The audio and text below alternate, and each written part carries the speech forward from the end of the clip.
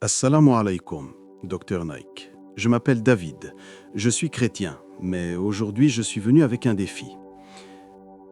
Si vous pouvez répondre clairement à mes 4 questions, je vous promets que je deviendrai musulman. Wa alaykum salam wa rahmatullahi wa barakatuhu, mon frère David. Alhamdulillah, qu'Allah nous guide tous vers la lumière de la vérité. Je tiens à vous dire d'abord que je respecte profondément votre démarche.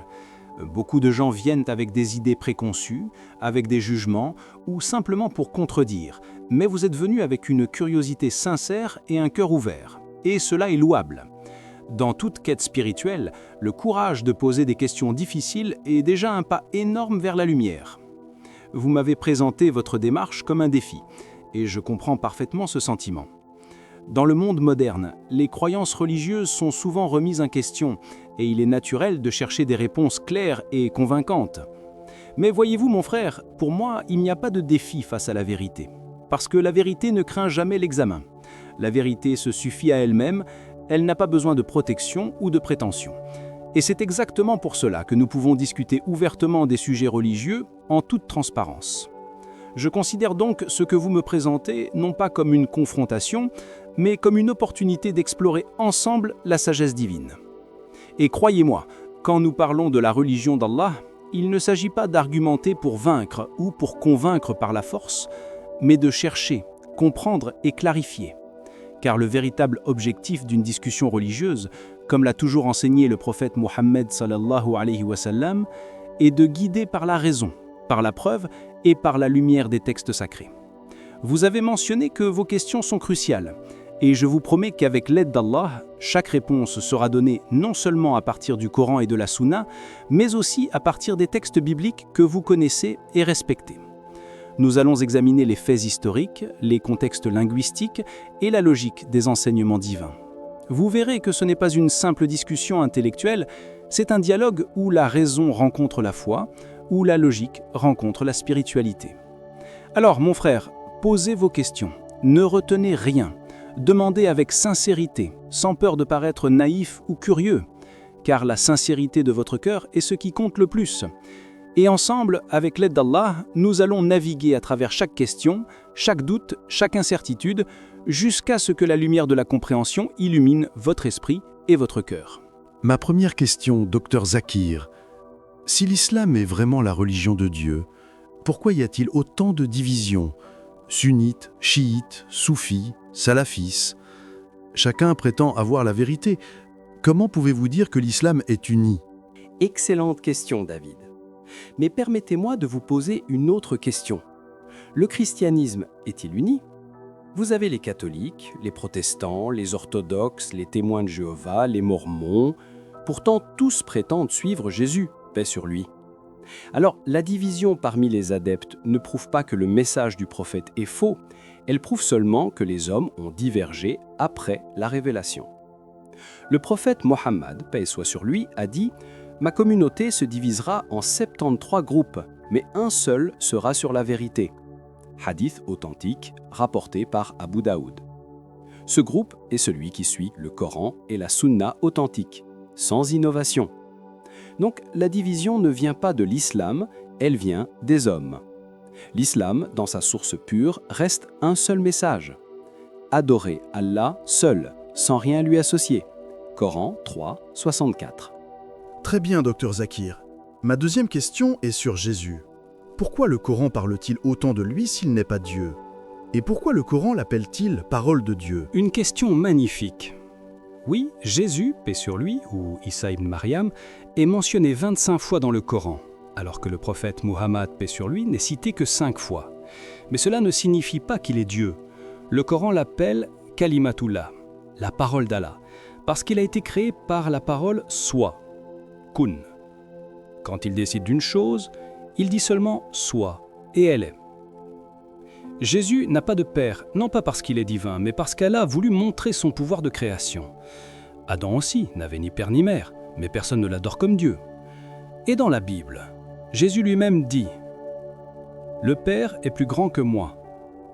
Je ne peux rien faire de moi-même. » Alors dites-moi David, si Jésus dit que le Père est plus grand que lui, s'il prie le Père, Et s'il dit qu'il ne peut rien faire de lui-même, comment peut-il être Dieu?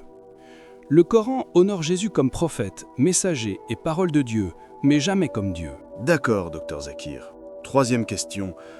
Si le Coran est la parole universelle de Dieu, pourquoi a-t-il été révélé en arabe seulement? Dieu ne parle-t-il pas toutes les langues?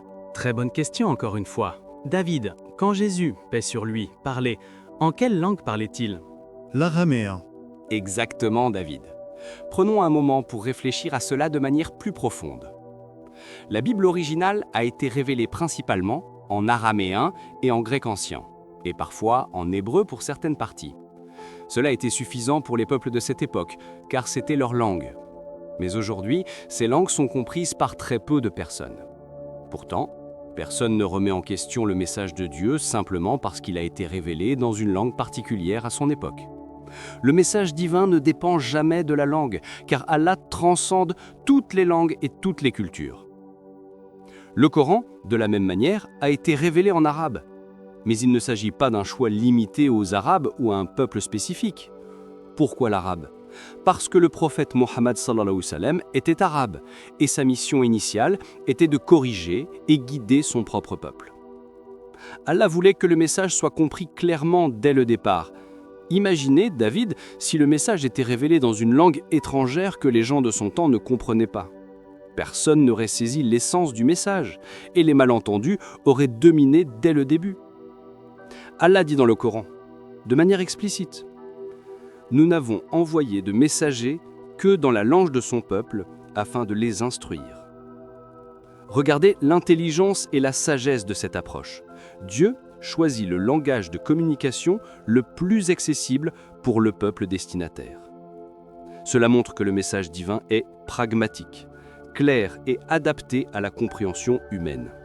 Il ne s'agit jamais de mystification ou de complexité inutile, mais de guidance pratique et universelle. Et aujourd'hui, nous avons une situation extraordinaire avec le Coran. Contrairement à toutes les autres écritures révélées, le Coran n'a subi aucune modification majeure depuis sa révélation il y a plus de 1400 ans. Chaque mot, chaque lettre, chaque phonème est resté exactement comme il a été révélé au prophète Mohammed sallallahu alayhi wa sallam. Aucun autre texte religieux au monde ne peut se vanter d'une préservation aussi parfaite. La Torah et l'Évangile ont été transmises, mais elles ont subi des traductions, des altérations et des interpolations à travers les siècles. Ainsi, le Coran est unique, non seulement par son contenu spirituel et législatif, mais aussi par sa préservation impeccable, inchangée depuis l'époque du prophète Mohammed sallallahu alayhi wa sallam. Il demeure aujourd'hui un miracle vivant, accessible dans sa langue originelle, transmis avec exactitude et compréhensible par ceux qui prennent le temps d'étudier l'arabe classique. C'est cette combinaison de clarté, accessibilité et préservation parfaite qui rend le Coran absolument unique parmi toutes les écritures révélées de l'humanité. Et c'est pourquoi il continue de toucher les cœurs et d'éclairer les esprits, même 14 siècles après sa révélation. Très bien, docteur Zakir. Ma dernière question est peut-être la plus difficile. Pourquoi l'islam dit-il que seuls les musulmans iront au paradis? N'est-ce pas injuste? David, l'islam ne dit pas que les musulmans iront au paradis. Il dit que ceux qui se soumettent à Dieu iront au paradis. Et le mot islam vient de silm, qui signifie soumission à la volonté d'Allah.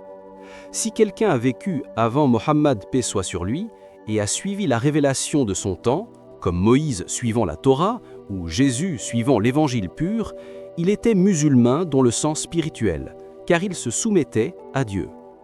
Allah dit « Quiconque soumet son être à Allah et fait le bien, aura sa récompense auprès de son Seigneur. » Coran 2, 112. Et dans la Bible, « Que ta volonté soit faite sur la terre comme au ciel. » Matthieu 6, 10. C'est cela la soumission, c'est cela l'islam. Donc, le paradis n'est pas réservé à un nom, mais à une attitude de foi et d'obéissance envers le Créateur. Mais le dernier message révélé, celui de Mohammed, paix soit sur lui, est le seul encore intact, complet et universel pour toute l'humanité. Je comprends mieux maintenant. Vous avez répondu à mes 4 questions sans détour. Et honnêtement, vos réponses sont claires et logiques. Alors dites-moi, docteur Zakir, si je crois que Dieu est un, que Mohammed est son messager et que Jésus est son serviteur. Suis-je musulman? Oui, David. Si vous croyez cela sincèrement, vous êtes déjà musulman dans votre cœur. Il ne reste qu'à le proclamer. Ashhadu an la ilaha illallah wa ashhadu anna Muhammadan Rasulullah. Je témoigne qu'il n'y a de Dieu qu'Allah et que Muhammad est le messager d'Allah. Alors je le dis. Ashhadu an la ilaha illallah. Wa ashhadu anna Muhammadan Rasulullah. Allahu Akbar. Bienvenue dans la foi, mon frère. Aujourd'hui, tu n'as pas perdu une religion, tu as retrouvé la vérité éternelle du monothéisme pur. Et rappelle-toi, David, chercher la vérité n'est jamais un défi contre Dieu, mais un voyage vers lui.